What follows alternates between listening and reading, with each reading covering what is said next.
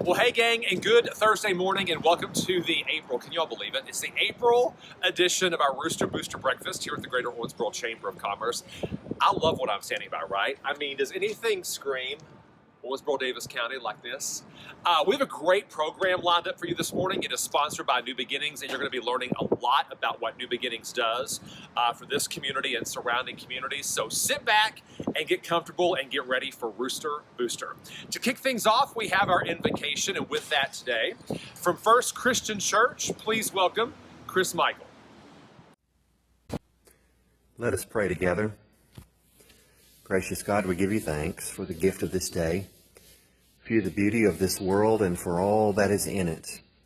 We thank you for this season of the year and ask you to help us to make time for ourselves, for our families, for you in this world. We ask your blessings upon this Rooster Booster and all who will participate. We thank you for the opportunities that we have to serve this community and this world. Amen. Chris, thanks a bunch. As I mentioned, this morning's breakfast is sponsored by our friends at New Beginnings, and I showed you this earlier.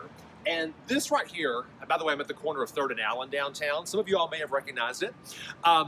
This is actually part of a big mural that was commissioned by New Beginnings, and it celebrates encouraging folks to be the change. So I'm going to mask up, and we're going to go, I don't know, the length of a slip and slide, like 25 feet, down to meet my friend Carla Ward, who's executive director for New Beginnings. So let's go. We dragged her out here bright and early. Carla! Good morning. Good morning. First of all, thanks for sponsoring Rooster Booster. Well, thank you for having me. And so tell us about this amazing Be the Change mural. So this mural came about last summer when we decided to kick off our Community Green Dot program. We solicited artists' renderings for what they thought the concept of Be the Change was to them. We had about 15 submissions from that. And this one was from the Hooded Crow Tattoosh with Mike and Crystal White.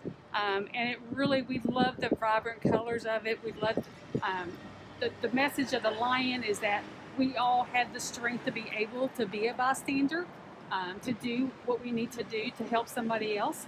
And so we just are encouraging everybody to be the change that they want to see in the world. Yeah, this is so cool. And you know, this has actually become a pretty significant photo op for downtown Owensboro too. What a really cool backdrop this is. Actually, Hannah, I'm going to have you come this way real quick. Because I want you all to see the plaque that's on the wall here. This is really awesome, and I love this quote by Mahatma Gandhi. It says, "Be the change you want to see in the world." Well, one thing we know for sure is when it comes to change, our young folks are going to lead us to change. And oh my goodness, we have some kiddos lined up to present this morning's Pledge of Allegiance. So y'all, welcome to Rooster Booster. I guess we should just call them like the Tanner kids. The gaggle of kids from the Tanners, but here they are. I pledge allegiance to the flag of the United States of America and to the republic for which it stands, one nation under God, indivisible, with liberty and justice for all. So a shout out to the heirs of the Tanner Publishing dynasty for doing the Pledge of Allegiance this morning. Great job, kiddos. And it's actually really cool, by the way.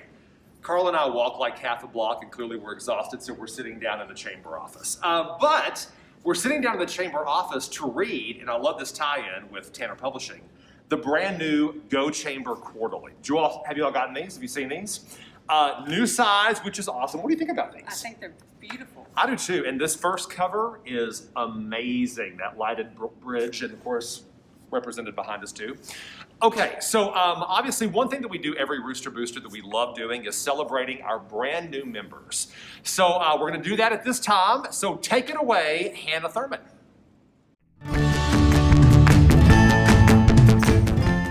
First United Bank and Trust Company is a community bank formed in 1996 to fill a need for individualized personal and commercial banking in Western Kentucky.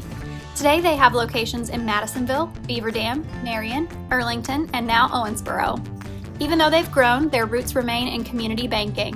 Their focus is to support the communities they serve with the best possible products and service. Scott Tooley, Travis Huff, Meredith Gabbard, Lori Russell, Alice Durbin, and Wavina Powers bring over 100 years of combined experience to their new banking home at First United Bank. Located at 3012 West Parish Avenue, they're excited to become Chamber members and to serve the Owensboro-Davis County market. Welcome to the Chamber, First United Bank. Grace Christian Academy is a private, non-denominational high school that seeks to equip students with a spiritually and academically solid Christian worldview. Grace Christian Academy provides a thorough, traditional education while using contemporary means and methods in the classroom. The school's qualified faculty are highly motivated to train and prepare students for academic pursuits and future careers and impact the Owensboro community. Welcome to the Chamber, Grace Christian Academy. Stepstone Foster Care believes in offering a caring place for children and youth, no matter their needs or challenges. They serve children in need of a safer, more stable living environment, and Stepstone specializes in matching the children they serve with dedicated and caring foster families. There are thousands of children waiting for a foster family in Kentucky. The step you take to become a foster parent can change a life. Contact Stepstone to learn more. Welcome to the Chamber, Stepstone Family and Youth Services.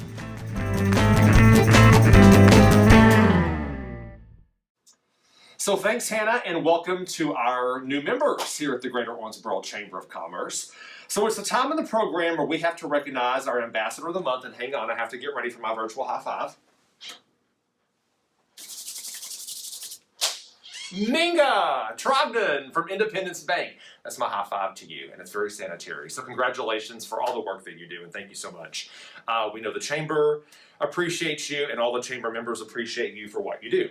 So we have moved to the offices of New Beginnings on Sherm Road here in town, and I'm here with Brianna Smith, who is Program Specialist, making her Rooster Booster debut. Welcome. Hello. So, very interesting to point out that April happens to be National Child Abuse Prevention Month, and we're going to share some stats today. Full disclosure, I'm actually on the board of New Beginnings, so I'm familiar with these stats, and actually one reason I wanted to join the board of New Beginnings is because when I heard about stats of sexual abuse in this area, child abuse in this area, I was alarmed. So we're going to actually share some stats, and these stats are from 2020. So how many clients did New Beginnings serve last year? We saw a total of 516 clients last year. And of that number, how many of those were children? We had 129 of those were children. And so we define children under the age of what? 17, 18? 17. Under the age of 17. So what's that number again? 129. Oh my gosh. I mean, 129. So, and this is really important to point out too. I mean, obviously the last 12 months, people have been out of their normal routines. And so what we know about kids in particular is kids haven't been at school, and kids haven't been around some of those people who are suspicious of abuse and actually end up reporting that abuse. So it's entirely possible that that number is an underreported number, right? Oh, most definitely. Yeah, we expect the number to increase a lot more this year with children go back to school. And also, what I was talking to Carla earlier, New Beginnings currently is on a wait list for services, and we expect that number to increase as kids are going back into school and getting in those situations where people would be perceptive to issues that are maybe taking place outside of school. Yes, for sure. Definitely being in that safe space at school helps a lot of kids come forward, and a lot of signs of abuse to be noticed that normally wouldn't be noticed when everybody was quarantined last year. And also in these numbers, and this is pretty interesting too, and also startling. You know, people hear the words human trafficking, and a lot of times people just assume that those types of things aren't happening in this area, like particularly in Owensboro and Davis County, but you all have the stats to show that that actually is happening locally. Yes, we had 10 human trafficking cases last year. Oh my goodness. And most of those were all children. Oh my gosh. So I told you, I mean, it's startling. So it's so important to have an organization like New Beginnings in this area, I mean, serving the victims of this type of abuse. And that's one reason why we're so thrilled that New Beginnings is our breakfast sponsor today. And to tell you more about New Beginnings and the services they provide to the community, it's time to introduce them formally as this morning's breakfast sponsor. So you're going to learn a lot more about them right now. Good morning. I'm Rhonda Howard, the Prevention Coordinator at New Beginnings Sexual Assault Support Services. I'd like to thank you all for joining us today. Today is an exciting day for me because I get to introduce our Community Green Dot program. Green Dot is a nationally recognized strategy focused on preventing power-based personal violence, such as sexual violence, domestic or partner violence, child abuse, and harassment. The strategy is based on the belief that each of us hold power as bystanders to actively prevent violence and change our community norms. I think it's important that today we connect to the reality that people all around us have experienced these types of violence. 1 in 4 girls and 1 in 6 boys will be sexually assaulted before they turn 18. 1 in 3 women and 1 in 4 men have experienced domestic violence. And Kentucky continues to lead the nation in child abuse and neglect. With numbers like these, we need to do something to stop our community members from being hurt. If you've seen our mural downtown, it says, "Be the change." That means if you want to change things for the better, you have to do your part. Change happens when enough people decide they must do something and they take action. You may be thinking right now, well, what can I do about all this? So I need you to take a moment to visualize a map of our community. Imagine the buildings, the streets. Think about the places you go with your friends and family, where you go for work or where you go for fun. Now imagine each time someone makes a single choice to use their words or actions to hurt someone, a small red dot appears on our community map. A red dot is the moment it takes to hit someone. A red dot is a caregiver neglecting a child in their home. A red dot is threatening someone with your words or action in person or online. A single red dot is just a small choice someone makes to hurt someone else. But when enough red dots add up on our map, we support a culture with unacceptable rates of violence. But what if among all those red dots on our community map, a single green dot appears? A green dot is something we can do to stop red dots from happening. It's using our words and actions to intervene and let someone know violence is not okay. A green dot is making the choice to check on a friend who may be in a controlling relationship. A green dot is calling 911 when you hear your neighbors fighting and you think someone's being harmed. It's giving someone a ride home, telling someone, hey, calm down. It's talking to a friend about violence prevention, or just posting a green dot story on social media. When enough of us do our part, the green dots will outnumber the red dots and less people in our community will be hurt. And in the end, Green Dot will create a community that believes violence of any kind is not okay and we all must do our part to reduce it. And here's the most important part. People will stop hurting others because they will know here in Owensboro, we've got each other's backs. New Beginnings is proud to be implementing this program. We already have 2 amazing organizations that have trained their staff and are ready to create a safer community. But we want and we need to train as many places as possible around our city. If you want to know more about how Green Dot works, New Beginnings offers this training free of charge to groups, businesses, or organizations. If we as a community commit to this, Owensboro will become one of the first cities in Kentucky with community members who have skills and are ready to reduce violence. No matter who you are, you can be part of the solution. Be the change you want to see around you by adding your green dots to our community map and putting an end to violence. Join me and New Beginnings in making Owensboro a green dot city. So to help you do that, this past year, we have been working on a Green Dot documentary to share with our community. We wanted to capture where Green Dot started and how far it has come in working to reduce violence across Kentucky. I am so excited to let you all enjoy a short preview of our documentary, Green Dot Kentucky, Be the Change. The initial number started out looking like it was 50%.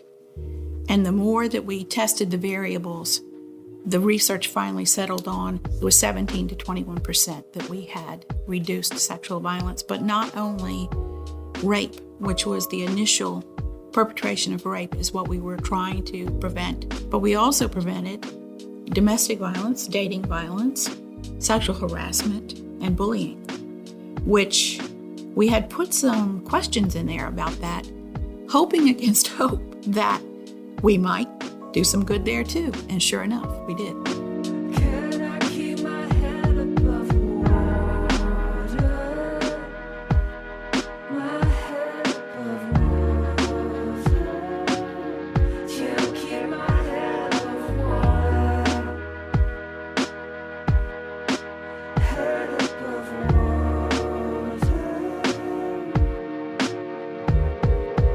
Child abuse, domestic violence, those kind of situations, statistically is very high in the state of Kentucky, one of the highest in the nation.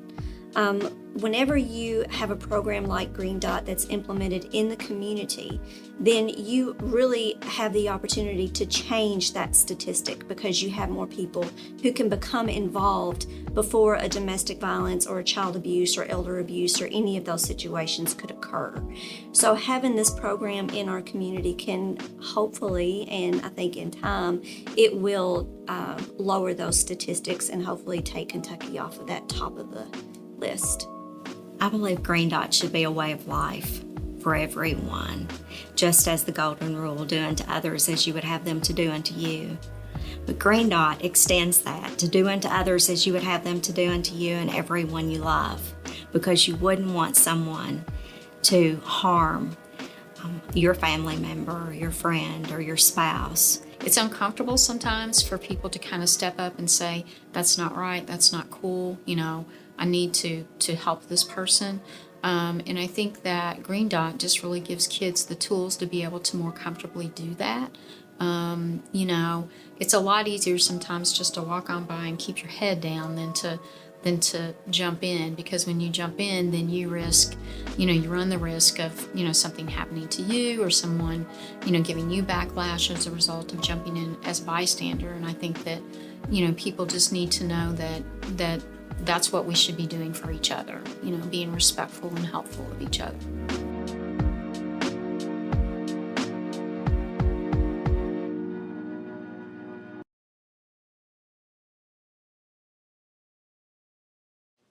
So we've actually moved deeper into the New Beginnings office, and Carla's back.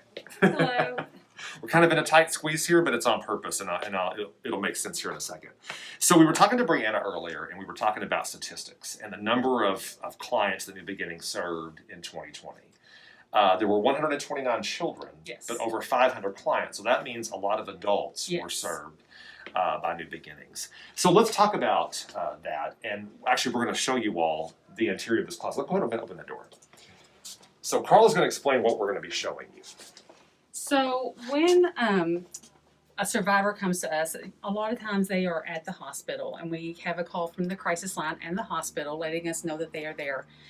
We have either a volunteer advocate or a staff member that's on call 24 hours a day that responds to the hospital to walk them through the process, because they're going to be most likely getting the forensic exam done. And part of that forensic exam means that they're going to be taking their clothes, their shoes, anything that they walked in with that would have evidence on it. And so one of the things that we provide is the Laundry of Love packets that you see here, that has all of those things that they are able to walk back out of the hospital with some dignity. We provide crisis counseling while we're there, inform them about our legal advocacy that we can provide them, and long-term therapy as well. So the Laundry of Love program is almost exclusively donations that we get from the community. And it's very critical because we serve 4 hospitals in our 7 counties. I want to point something out too. I'm not sure y'all could tell with the camera sweeps, but you know, let's be honest. There's a stigma about sexual abuse that people have carried around for centuries, right? So I think there's even a bigger stigma about sexual abuse when it comes to men. And Carla, you can attest to this, Yes. but you serve male and female victims. Yes, we do. So if you all notice, I mean, some of these packets are designed Yes. for men. These you know, and we try to get all different sizes for men and women, but certainly we do provide services for men. It's not exclusively for women, Right. just like we see a lot of male children. And so regardless of the situation, we want our volunteers and our staff to be prepared for what they're going to walk into when they get there. Yeah, I mean, and that's really a testament to New Beginnings. I mean, keep in mind, if you hear what Carla's saying, these services sometimes start literally moments after the perpetration. Yes. I mean, and we have volunteers who are going to the hospital and providing that first bit of counseling, if you will. I mean, it's really incredible. Yes, and our volunteers, they go through an extensive training. So, we just don't throw them out there. They do have to go through a 40-hour training to be able to be an advocate, but they are so critical in those first moments. And we couldn't operate this program without our volunteers. Yeah. And coming up in a little bit, we'll actually be talking about some volunteer opportunities with New Beginnings because they are definitely in search of them. Right now, though, it is time for our chamber update for the month of April. Again, can y'all believe it's April? I mean, spring is here, thank goodness. So with our chamber update, our president and CEO, Candace Brake.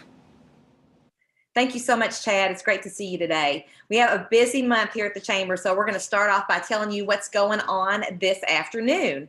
Today at 2 p.m., we're going to host a webinar with Clay Horton from the Green River District Health Department and Dr. Michael Kelly from Owensboro Health to discuss important COVID-19 vaccine information for employers and for employees. We encourage all of you out there to attend this or to have your HR rep to attend to learn more about connecting your workplace with the widely available and accessible COVID-19 vaccines, as well as safety guidance as we move towards reopening. As you all know, the Kentucky legislative session ended on Tuesday. We will have a legislative update out to our membership later on today as we dig through some of the legislation a little bit deeper and get that out to you later on. Our freshly redesigned Go Chamber magazine is out, as you saw earlier, from the Jason Tanner family. Thanks to the team there at Tanner Publishing for making this new edition look so good. We are so proud of it, and we're so excited for our members to receive their copies. Extra copies are always available at the Chamber office, or you can view it digitally if you'd like to share it with whomever, and use the link found on our social media and our website. Last month, we were so happy to be able to be together and celebrate 2 ribbon cuttings. We celebrated the renaming of the incredible tennis facilities at Merchant Center Court and also a new addition to our downtown scene at Mile Wide Beer Company. It was so great to welcome that group from Mile Wide to Owensboro. They have great energy, and it's just a great place to hang out and meet friends. Happy you guys are here. Now, Friday, on April the 16th, we will have a ribbon cutting at Murphy Excavating to celebrate their new location at 2601 West 4th Street. And remember, everyone's invited to come to ribbon cuttings. We'd love to see you there. Our next Chamber Ambassador meeting will be Wednesday, April the 14th at noon. We're so grateful for these ambassadors and their work out in the community and all that they do for us and for our Chamber members with referrals and help bringing people on and making their membership count. Leadership Owensboro's class is going to meet on Thursday, April the 15th for Human Needs and Services Day. And we're going to host our first new member breakfast of the year on Friday, April the 30th at 8:30. This is where all of our new Chamber members can join us to learn about different facets of the Chamber, including all the committees, the events, and other new benefits and marketing benefits. If you haven't received a Zoom invitation from Shelley Nichols already, you can reach out to our office and we will make sure you get invited. On Thursday, April the 29th, CASA and the Center are hosting Together We Thrive, which is going to be a virtual community fair. This event's going to feature keynote speakers addressing a wide range of issues from child welfare to juvenile justice and social change, and booths featuring a wide variety of organizations from throughout Owensboro. A limited number of booths are available, so please, nonprofit and service organizations, we encourage you to register now, and we want to thank Erica Wade and Rosemary Condor for all their great work in making sure that we continue to push forward for a community that's safe for our children and our vulnerable members of our community. The 2021 Athena Award nominees are now here as well. We encourage you to read about the 8 nominees on the Girls Inc. social media pages, and we hope to celebrate the Athena Award winner on Wednesday, April the 28th. And finally, we always want to thank our renewals. Our March renewals are up there on your screen. You can see them. Make sure that you look inside the April Chamber Matters too, where we have another list for your viewing. Remember, we need to do business with Chamber members. Those are people who are continuing to invest back in our community. And over this past year, I think more than ever, we understand the importance of neighbors investing in neighbors. So please check our Chamber website for members. Do business with members first, because they're investing in the community in something bigger than themselves, and that means your success. So thank you guys for being with us today. We look forward to a great program and look forward to seeing you again in May. So thanks, Candace. And we have moved to yet another office here inside New Beginnings. And I'm joined today, and can I just tell you right now, this child has worn me out with her titles, but I think I've got them all. This is Megan Gross. Hello. Thanks for being with us this morning. Okay, so Megan is the Community Engagement Specialist with New Beginnings. She is also a 2021 Leadership Owensboro class member. Yes? Love it. Love it. Still on a roll. And ambassador. I'm just a little bit of everywhere. I was going to say, do you want to throw any other titles today? That's all I got for right now. We'll see in a little bit. Well, hey, I'm glad you're with us because I promised everybody we'd be talking about volunteer opportunities with New Beginnings. And earlier, Carla mentioned some of the things that volunteers do here. But I want you to share with the folks who are watching Rooster Booster this morning the full scope of what volunteers experience when they're here at New Beginnings and how they can get in touch to become a volunteer. Yes, our volunteers are just so integral to what we do here at New Beginnings. Their technical title is a crisis intervention advocate, so we train them to have all of the knowledge and information they need to help us cover that 24-hour crisis line, and like Carla said earlier, help to respond to the hospital if a survivor presents there to let them know about all the services we can offer in those settings. They are just a wonderful group of people. It takes such a special person to do this type of work, and we're just so beyond grateful for everything they do for our organization. So quick question. So when you say it takes a special person, do you all have a list of qualifications that volunteers need to have? What's the kind of person you're looking for? You know, you need to be empathetic, be open to talking to people. You never know quite exactly what we're going to encounter on the other side of that hospital door, on the other end of that phone. So just someone willing to put themselves out there and be with these people in the times that they need it, when they need that support and comfort. And so if someone is with us this morning here at the breakfast and they're thinking, you know what, I think I could do that. I think that would be a really good fit for me. How do they need to get in touch with you all to get that process started? There are quite a number of different ways that you can get in touch with us. You can visit our website at nbowensboro.org and submit a request there. You can email me directly. My email is megan@nbowensboro.org. You can call the office and get a hold of me that way. Just about any mode of communication that you could get a hold of New Beginnings, you can get a hold of me. And I'll tell you what we'll do. We'll drop that email address and that contact information in the chat below. That way it's there in case you all need it, so you don't have to keep hitting pause, going back with the cursor, and then watching it again. And can I just say that Megan was so smart that she gave the person who struggles with an attention span, she gave me the stationary chair and she sat in the swivel chair, and I'm very, very upset by this because I would be really spinning around in circles. Now I want to spin in a circle just so you're jealous. It's going to make me jealous. Thank you so much, really and truly. And seriously, if you all have any interest in becoming a volunteer here at New Beginnings, we would love to see you. Yes, And definitely. You heard the stats earlier. We're definitely going to put you to work. So it is time for our featured speaker. But this month's featured speaker is going to be a little bit different because we have our board chair, Clay Ford, with this morning's featured speaker and an amazing interview. Good morning, everyone, and welcome to Rooster Booster. We are honored and pleased to have Susan Elkington with us this morning. She is the president of Toyota Motor Manufacturing of Kentucky. Susan, how are you this morning? I am doing really well. It's actually great to be start of spring and the horse season here in Kentucky. Well, it's a beautiful, beautiful time of year, and we're really looking forward to being a part of it and being out, hopefully around other people here fairly soon, and be able to enjoy each other's company. But for now, we really appreciate you taking the time to be with us this morning. We are excited to hear more about you and your career and your company, and some of the messages and issues that are important to you and to Toyota as well. So that's where we want to get started this morning. We want to find out a little bit more about how you got involved in the auto industry and how you became to the place where you are today as the first female president of TMMK. Oh, well, actually, it started in not too far away from Owensboro, Kentucky. I grew up in Du Bois County in Indiana. And really my career started first by getting an education. I do have a mechanical engineering degree from the University of Evansville. And I was working for a local company when Toyota announced that they were going to be building a plant in Princeton, Indiana.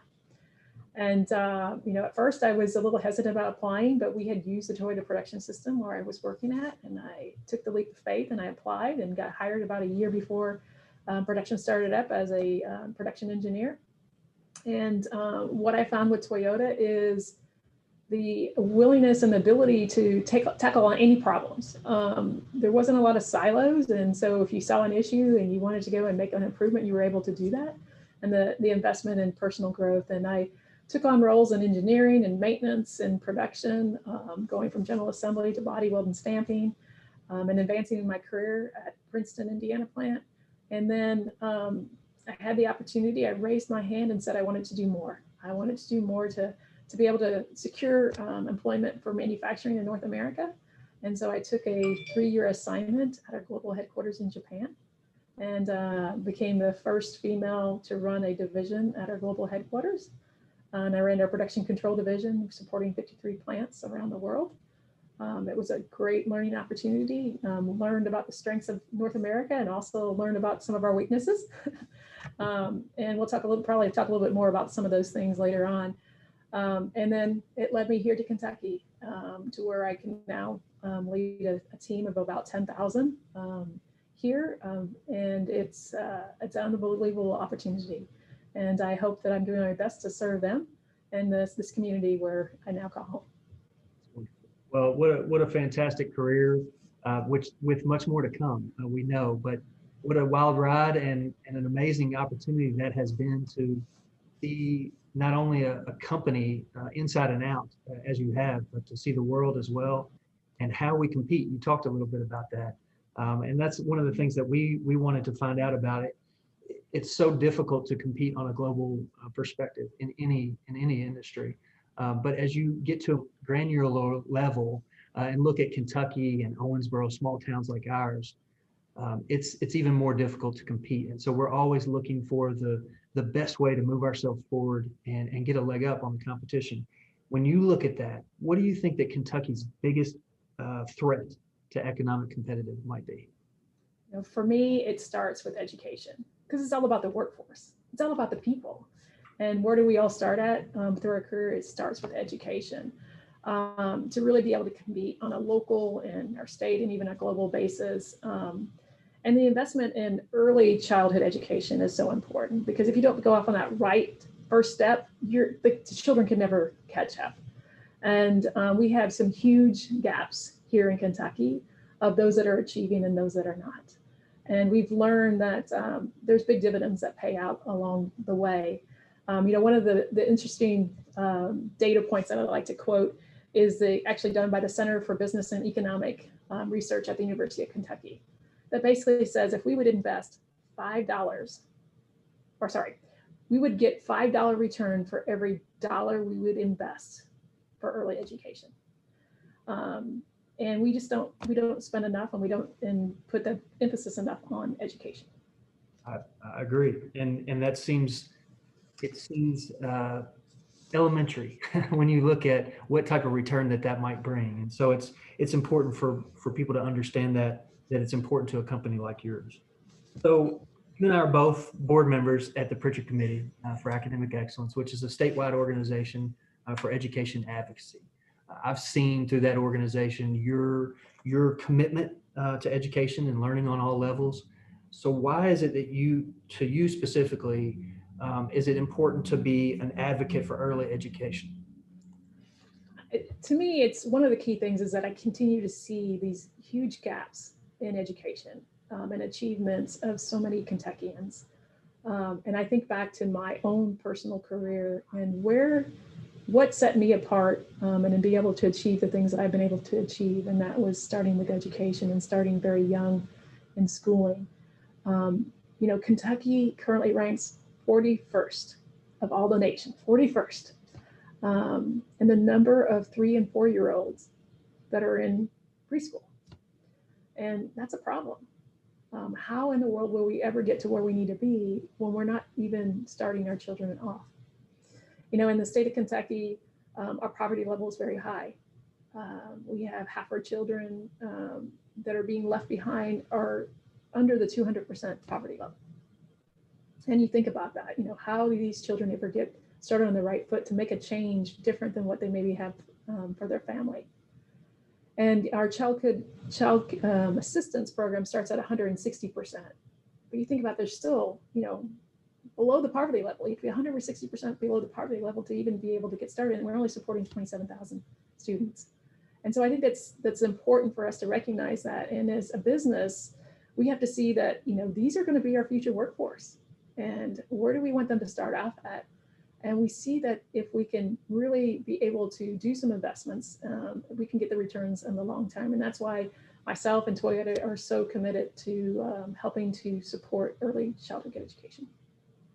I think that's really important. And you mentioned a couple of things there. First of all, there's a human element to it that's important to you personally and to your company as well. But there's a workforce. You mentioned that, and that's what we want to talk about next. And I think from the Chamber's perspective and our membership's perspective, it's important for us to hear this, because that's what we all deal with on a daily basis. How do we find the best people to work in our organizations? How do we get them excited about being involved in our companies and our communities? And how can they give back and make an impact? So developing that workforce is probably the most difficult thing that we run across on a day-to-day basis as a business owner or leader. So why do you think that the collaboration between business and educators specifically is so important, and how does it impact that workforce development over a period of time? Well, it's sort of like, as you run a business, right? You would never go into business without understanding who your customer is, right? You would never design a car without figuring out, what does a consumer want in a car? Well, the same thing is related to our education, right? The purpose of education is this knowledge, but it's also a means to be able to provide for your family in the future, to provide for yourself. And if educators don't understand what the work is going to be like in the future, they can't provide the skills and the knowledge that are necessary. And we are the experts in that area. So we have to be able to partner with educators to make certain that the education, one is being provided, but then it's also providing the skill sets that are necessary for where the workforce is going to be going in the future, where our business is going in the future. That's where we are the experts at. Absolutely, no question. Well, this is an amazing thing to say for me, I think. As the leader of Toyota's largest plant global, that's really cool that we can say, first of all, that that's in Kentucky. Second, that plant was brought to Kentucky by our first female governor and is now being run by its first female president, which I think is a really cool story and a great situation. And so, Kentucky has something to be very proud of, to have that opportunity. Why is it important for you and your company to set an example to encourage our community and our business leaders to support early childhood education programs? And then talk about a few of those that you think have been most successful that you are involved in at this point.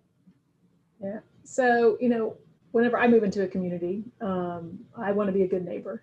And as Toyota has been here in this community, we want to be a good neighbor. We want to be part of the community. But the other part of it is when we put plants in places, the intention is they become part of the state. It's not for one generation. It's not for two generations. It's for multiple generations to go on and be able to be here. So we can't just look out for the short term. We really have to look out for the long term. And excuse me, I'll get a drink here real quick.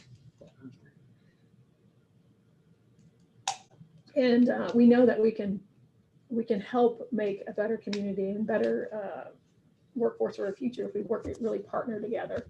And I think there's some key ways that we've been really trying to do this. So of course, we're a manufacturing organization. We have a lot of engineers. We have our production engineering manufacturing center just right behind this plant that has over 600 engineers over there.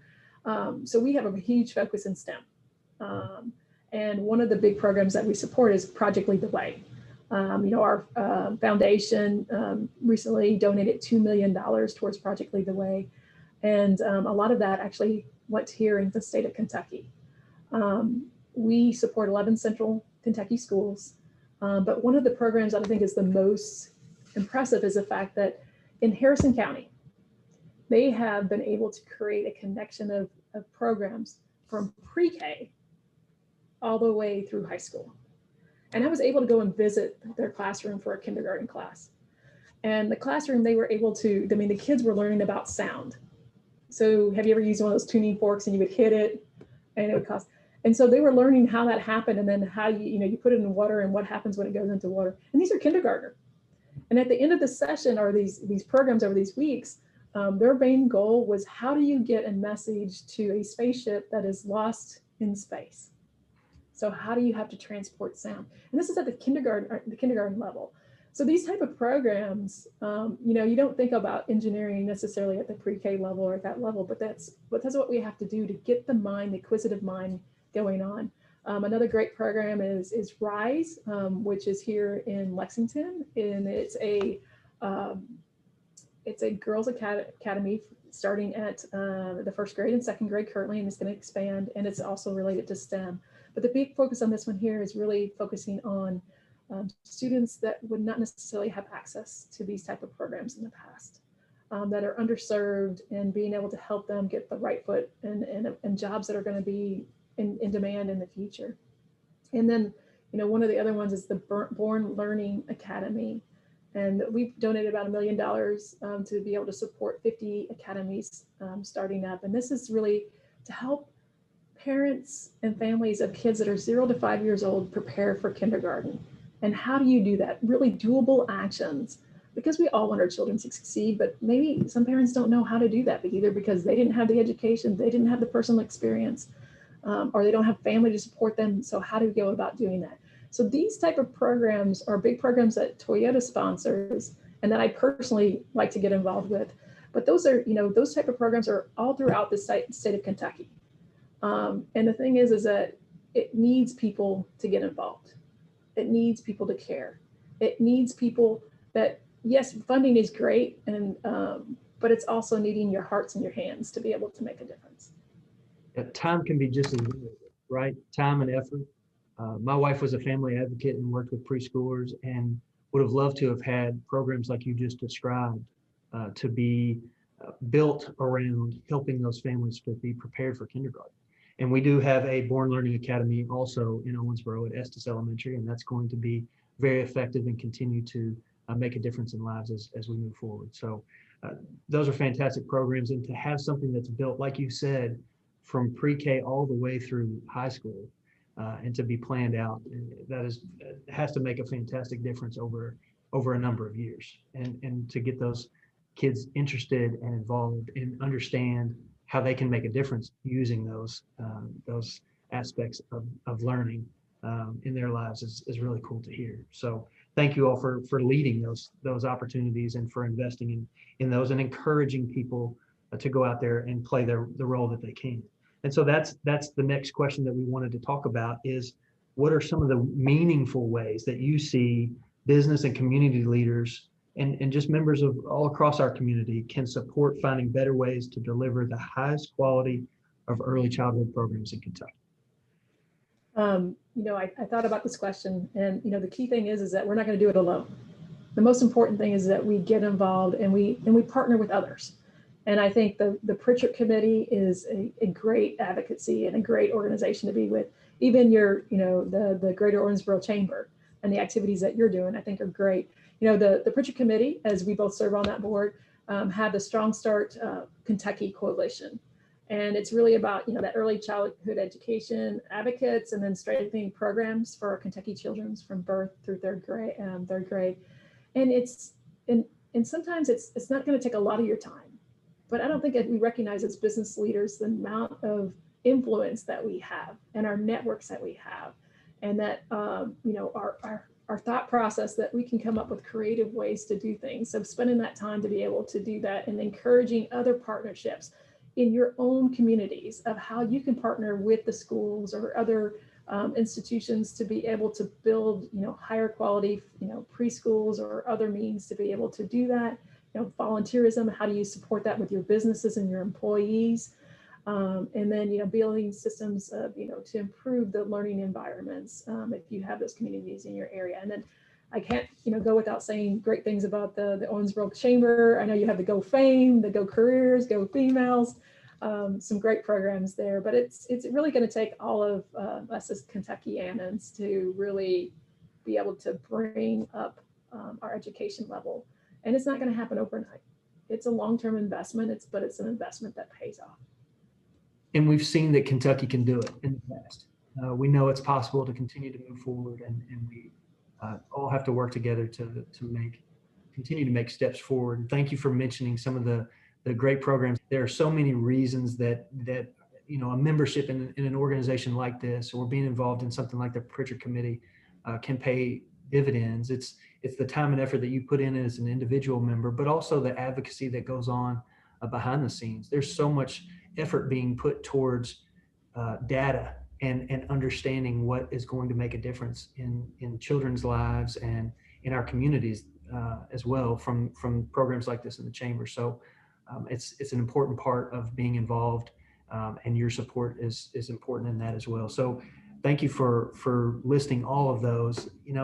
I think we've learned a lot and had a great experience listening to why you and Toyota itself, and as a company, think that these issues are important and that they're going to make a difference in the long term of the success of your organization as a over 10,000 person employer in Kentucky. It's a fantastic organization to have in our state. We're very proud that it's here. We're proud that it's run by you and by people who care about improving our education opportunities.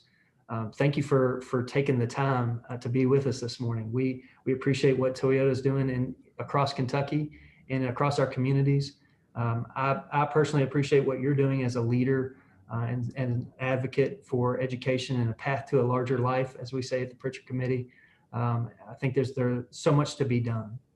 Is there anything that you like to leave our community with as an encouragement coming out of? I know that one of your favorite quotes is 10% of what happens in life is what happens to you, and 10% of what happens to you, and 90% of how you react to that. I'm sorry, I butchered that as we went through it, but I agree with you, and especially what we've been through over these last few months. Yeah, and I just want to, make a couple of comments out about, one, Clay, I appreciate you inviting me here, but also your support of the chamber and of the Pritchard Committee. I think during this COVID time period, what I've learned more than anything else is the importance of us pulling together, and that we are stronger together than we are as individuals. And as this time is going about, it's time for us to think about, where do we want to have the impact on? And I don't think there's a better group of individuals that we can think of as than our next generations of our children, and they can have that legacy. So I thank you for letting me have this time today to talk a little bit about Toyota, but then more importantly about what we can do here in the state of Kentucky for education. Thank you, Susan. We really enjoyed the time, and we look forward to hosting you here in town, in person, one of these days soon. We look forward to it, but it's been a really important time. My hometown's close by. My grandchildren aren't that far away.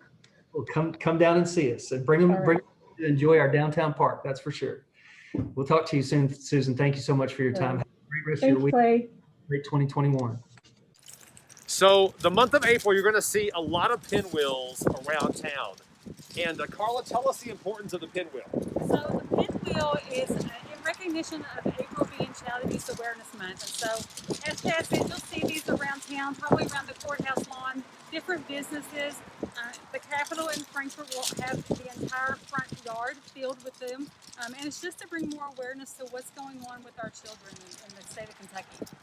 Yeah, and you always see these pinwheels at the Stand Against Child Abuse, which is actually coming up later on this month, this year's event because of COVID. It's going to be a drive-through event at Town Square Mall, so make sure you take part in that, please.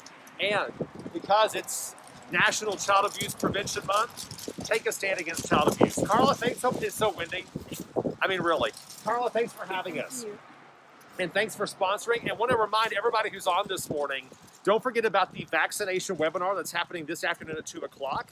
If you are interested in attending, basically it's for HR representatives from local businesses and companies.